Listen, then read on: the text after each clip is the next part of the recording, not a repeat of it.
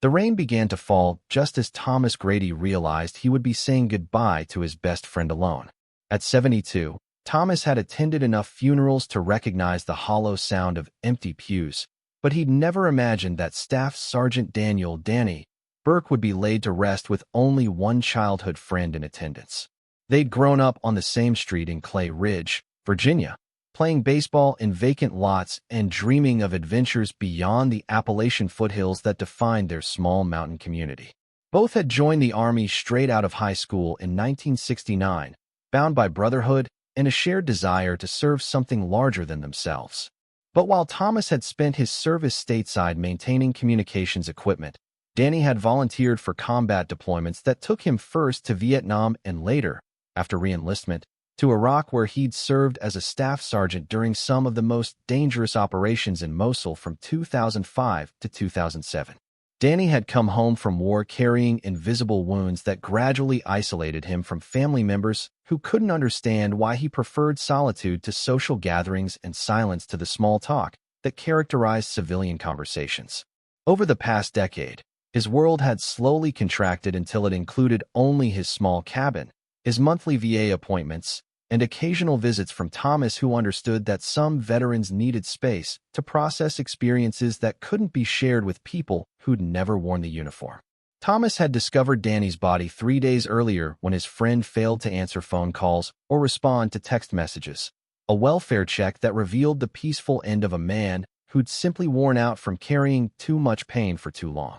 The death certificate listed heart failure, but Thomas knew that Danny's heart had been failing gradually since he'd returned from Iraq with stories he couldn't tell and memories he couldn't forget. If you believe that true friendship transcends time and distance, and that some promises are too sacred to break regardless of circumstances, hit that like button and subscribe for more stories about the bonds that define who we are when everything else falls away. Now Thomas sat alone in the front pew of Clay Ridge Cemetery's small chapel, holding a folded American flag and staring at the simple wooden casket that contained the remains of the only person who'd shared his entire life story. The funeral home director had assured him that military honors would be provided, but as the scheduled time approached, no honor guard appeared, no representatives from veteran organizations arrived, and no family members came to pay their respects to a man who'd given everything to his country. The chapel held perhaps 50 people, but today it felt cavernous in its emptiness. Thomas occupied the front row alone, his weathered hands clutching a yellowed envelope that Danny had given him years earlier with instructions to open only after his death. The letter had been written in Danny's careful handwriting on pages torn from a military field notebook, its contents known only to the man who'd carried it through multiple deployments. Behind Thomas, the pews stretched empty except for the funeral director and a young chaplain who'd never met Danny, but had agreed to perform the service because someone needed to speak words of remembrance over a veteran who'd died, without family or friends to honor his passing. Thomas opened the envelope carefully, its contents preserved through years of storage in Danny's bedside table. The letter was brief, written in the direct style that characterized military communication, but its message carried emotional weight that transformed the empty chapel into something approaching sacred space. Tommy, the letter began, using the childhood nickname that only Danny had continued to use into their adult years. If you're reading this, I'm gone, and you're probably sitting alone at my funeral wondering why nobody else came. Don't take it personal. I drove most people away on purpose because it was easier than trying to explain what I couldn't understand myself. Thomas paused in his reading, feeling the familiar weight of grief that had characterized the past 3 days. Danny had been the last connection to his youth, the only person who remembered their shared adventures and the dreams they'd harbored before war, and time had taught them that life rarely fulfilled the expectations of 18-year-old boys eager to prove themselves in a world that seemed to promise endless possibilities. I know you'll want to do something proper for the funeral, the letter continued, but I don't need a parade or speeches from people who didn't know me. Just don't leave me alone. That's all I ever asked from you, and you never let me down. If you're the only one there, that's enough. You always were enough. Thomas folded the letter carefully and returned it to his pocket, then looked around the empty chapel one more time. Outside, the rain continued to fall against stained glass windows that cast colored light across empty pews, creating patterns that reminded him of the kaleidoscope Danny had treasured as a child.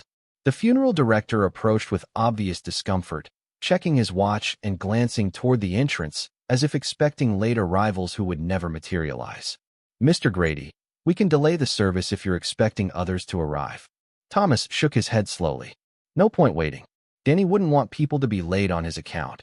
"Sir, are you certain no family members will be attending? No military representatives?" Danny's parents died 5 years ago. No siblings, no wife, no children. As for the military, Thomas paused, considering how to explain that modern veteran services often failed the soldiers who needed them most. "I think they lost track of him somewhere between deployments and disability claims." The chaplain stepped forward, a young man whose seminary training had prepared him for traditional funerals, but not for the stark loneliness of a veteran's farewell. "Mr. Grady, would you like to share any memories of Staff Sergeant Burke before we proceed with the service?" Thomas stood slowly, his joints protesting the movement, but his resolve strengthening as he faced the empty chapel. This wasn't how Danny's story should end, but it was the ending they'd been given, and Thomas would ensure that his friend's service was honored regardless of who witnessed it. "Danny Burke was the best man I ever knew," Thomas began, his voice carrying clearly through the empty space.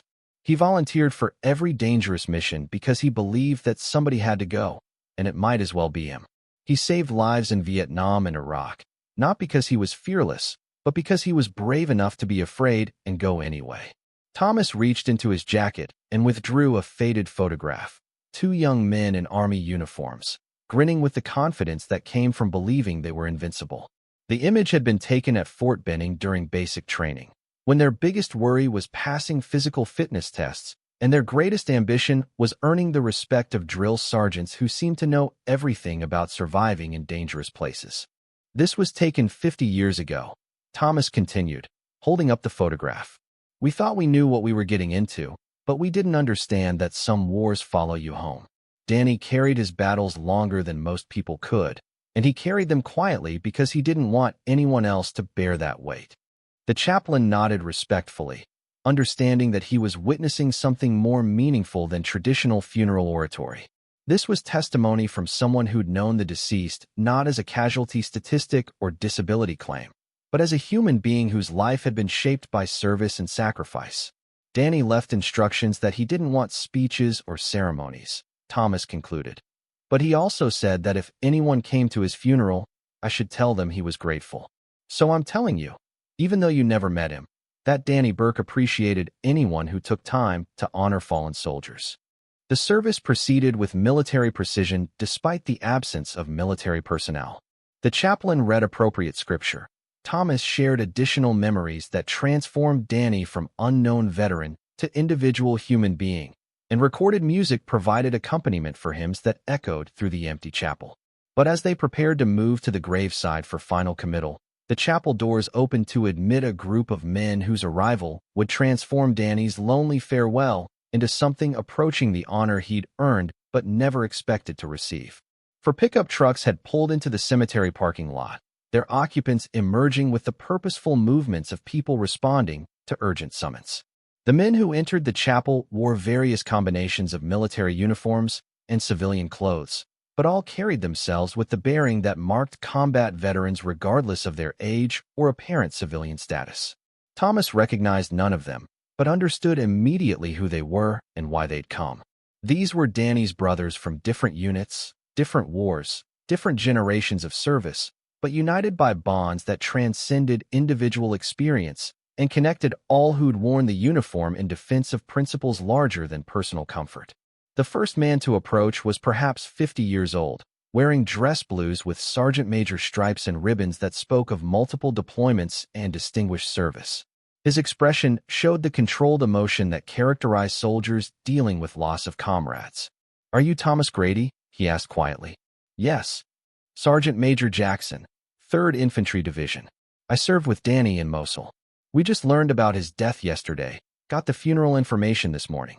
Traffic held us up, but we couldn't let him go alone." Thomas felt something that had been tight in his chest begin to loosen. "He'd be grateful you came. We all would." "No, sir. We're grateful he served. And we're grateful you were here when we couldn't be." The other veterans gathered around Thomas, introducing themselves with the brief efficiency that marked military communication. Each had served with Danny during different periods of his career, and each had stories that revealed aspects of his character that Thomas had never known. "Danny pulled me out of a burning Humvee outside Fallujah," said one. "Carried me 200 yards while taking sniper fire. He stayed behind to guide medevac helicopters to wounded soldiers," added another. "Could have extracted with the rest of us, but wouldn't leave until everyone else was safe. Always volunteered for the dangerous missions," concluded a third.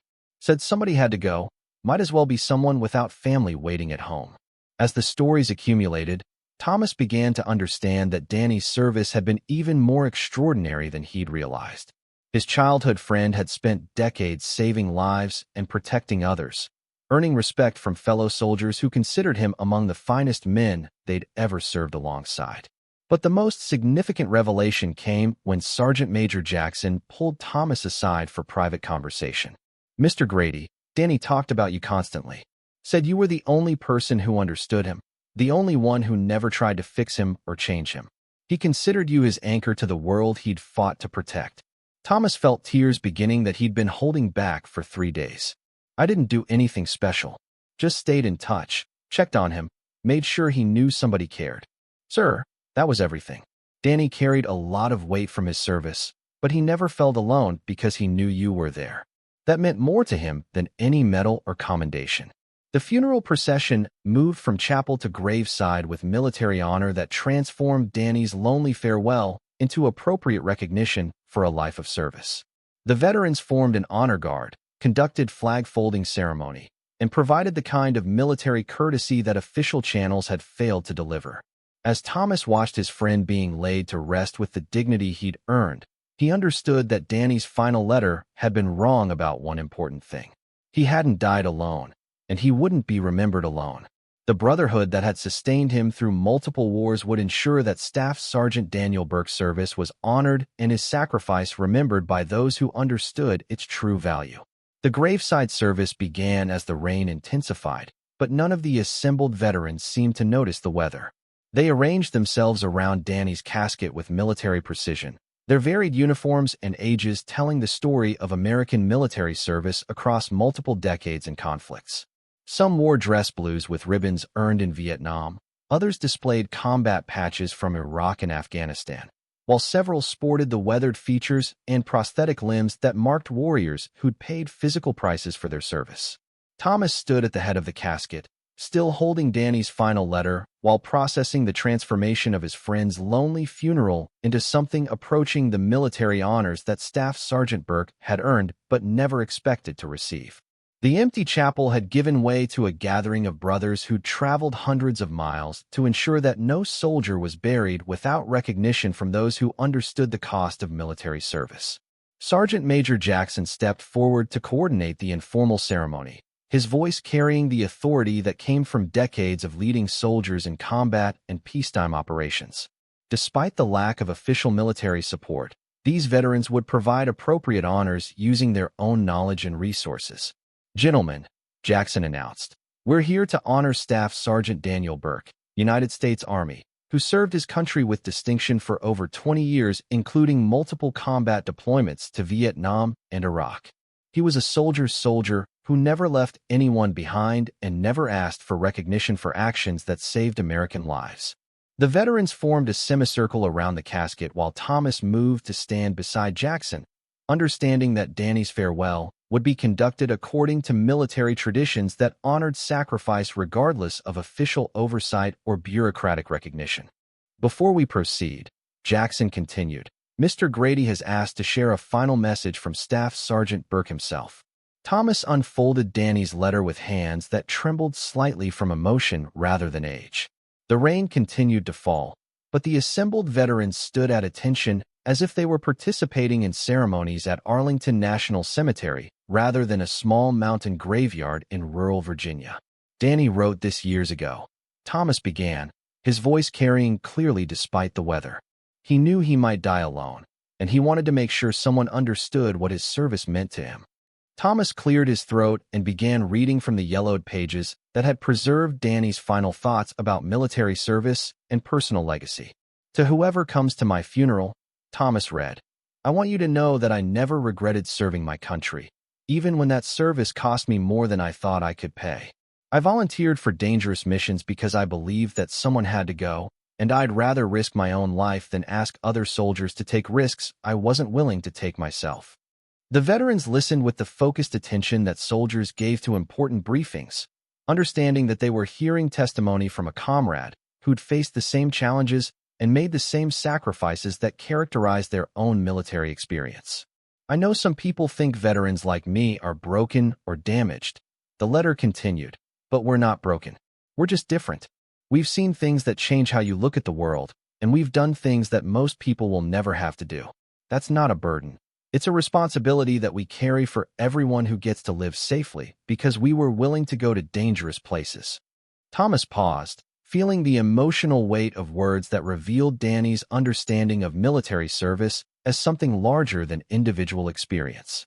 His friend had articulated principles that connected all veterans regardless of when or where they'd served.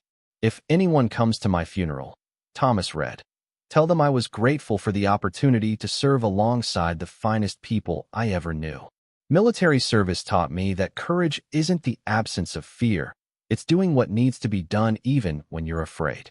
And loyalty isn't just a word.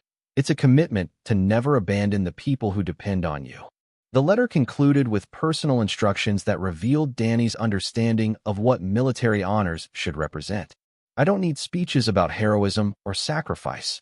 I just need people to remember that service matters, that some things are worth defending, and that freedom isn't free because good people choose to pay its price. If you remember that, then my service meant something. Thomas folded the letter and returned it to his pocket, then looked around at the veterans who'd gathered to honor his friend. Danny would be amazed that so many of you came. He always thought he was just another soldier doing his job. He was wrong about that, replied Master Sergeant Rodriguez, a Vietnam veteran whose own ribbons included Purple Heart and Bronze Star decorations. Danny Burke was the kind of soldier that other soldiers wanted to serve with. He made everyone around him better. In Mosul, added Staff Sergeant Chun, whose combat patch indicated service with the 101st Airborne, Danny was the guy who volunteered for every convoy, every patrol, every mission that might get someone killed. Said he'd rather risk his own life than risk the lives of soldiers with families waiting at home. He carried wounded soldiers to medical evacuation under enemy fire, contributed Corporal Williams, whose prosthetic leg suggested personal experience with battlefield injuries. Never left anyone behind. Never took shortcuts that might endanger others. As the stories accumulated, Thomas began to understand that Danny's military service had created a legacy that extended far beyond the lonely cabin where he'd spent his final years. His childhood friend had saved lives, mentored young soldiers, and embodied the values that defined military service at its finest. Sergeant Major Jackson produced a folded American flag and began the ceremony that would provide Danny with military honors that official channels had failed to deliver. The veterans formed honor guard positions around the casket, while Jackson explained the significance of each ritual. This flag represents the nation that Staff Sergeant Burke served and defended throughout his military career, Jackson announced.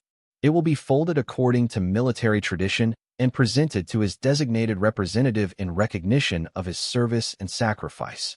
The flag-folding ceremony proceeded with precision that demonstrated these veterans' familiarity with military protocols and their commitment to honoring fallen comrades appropriately. Each fold was executed with reverence that transformed the simple ritual into something approaching sacred observance. When the ceremony concluded, Jackson presented the folded flag to Thomas with formal military courtesy. On behalf of a grateful nation and the soldiers who served with Staff Sergeant Burke, please accept this flag as a symbol of our appreciation for his faithful and honorable service. Thomas accepted the flag with both hands, feeling its weight as more than simple fabric and symbolism. This flag represented Danny's life of service, his commitment to principles larger than personal comfort, and his willingness to sacrifice everything for people he'd never met. But the most moving moment came when the veterans began leaving personal tributes on Danny's casket.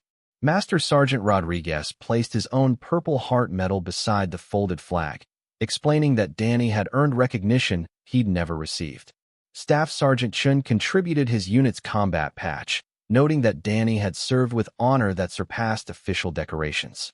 Corporal Williams left a handwritten note that reads simply, "You kept us alive. Thank you." Other veterans contributed dog tags, military coins, and small mementos that represented shared experiences and mutual respect that transcended individual service records. Each item told a story about Danny's character and the impact he'd had on soldiers whose lives he'd touched through decades of military service.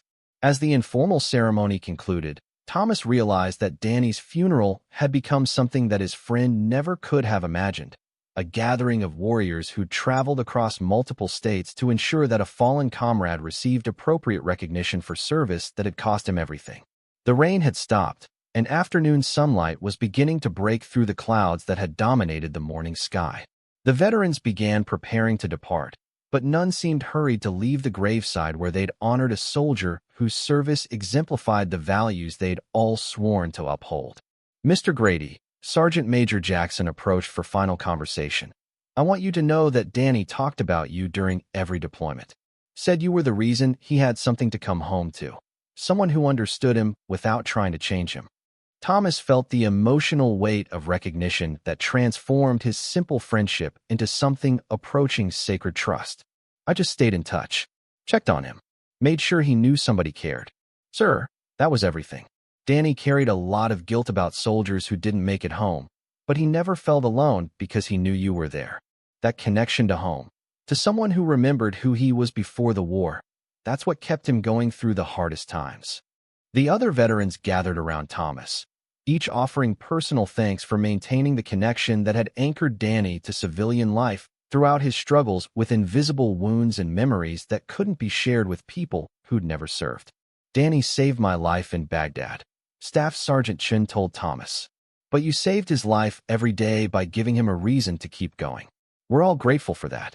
As the veterans departed, Thomas remained beside Danny's grave, watching the sunset paint the Appalachian hills in shades of gold and purple that reminded him of evenings when he and Danny had sat on the porch of the old farmhouse, sharing stories in silence in the comfortable companionship that characterized lifelong friendship. The cemetery groundskeeper approached with the headstone that would mark Danny's final resting place. The inscription was simple but appropriate: Staff Sergeant Daniel Burke, United States Army. Faithful friend, devoted soldier, never alone. Thomas smiled at the final words, understanding that they represented truth revealed through the day's events. Danny had died thinking he was alone, but his funeral had proven that military brotherhood transcended time, distance, and even death. The soldiers who'd served with him had honored his memory with recognition that official channels had failed to provide. As Thomas prepared to leave Clay Ridge Cemetery, he placed Danny's final letter on the fresh grave, weighing it down with a stone that would protect it from weather while preserving his friend's words for anyone who might visit in years to come. "You were wrong about being alone, Danny," Thomas said quietly. "You had more brothers than you knew, and they all came when it mattered most." The drive home took Thomas through mountain roads that he and Danny had traveled countless times during their youth, when they'd believed that adventure waited beyond every hill and success was simply a matter of courage and determination. War and time had taught them that life was more complicated than teenage dreams suggested, but the day's events had proven that some relationships transcended circumstance and endured beyond death. Tommy's phone buzzed with messages from the veterans who'd attended Danny's funeral, each expressing gratitude for the opportunity to honor their fallen comrade and commitment to ensuring that his service was remembered appropriately. Several mentioned plans to establish memorial funds or educational programs that would preserve Danny's legacy while helping other veterans navigate the challenges of military service and civilian transition. Thomas realized that Danny's lonely death had become the catalyst for community that might help other veterans avoid the isolation that had characterized his friend's final years. The soldiers who'd gathered at Clay Ridge Cemetery were already planning regular reunions, support networks, and outreach programs that would ensure no veteran faced struggles alone. Danny Burke had spent his life saving other soldiers, and even in death, his service was inspiring efforts to help veterans who needed support during their own battles with invisible wounds and difficult transitions. Some legacies, Thomas understood, were measured not in public recognition or official ceremonies, but in the lives touched and the people inspired to continue serving others long after uniforms were retired and medals were stored away. Danny's service had created ripples that would continue spreading through communities of veterans and civilians who understood that freedom required constant vigilance and sacrifice from people willing to put principle above personal comfort. The brotherhood that had honored Danny at his funeral would ensure that Staff Sergeant Daniel Burke's legacy lived on through actions rather than words, service rather than speeches, and commitment to values that transcended individual recognition. In the end, that was the kind of immortality that mattered most to soldiers who'd learned that the most important battles were often fought quietly, by people whose names would never be remembered, but whose service would be felt by generations who inherited the freedom they protected.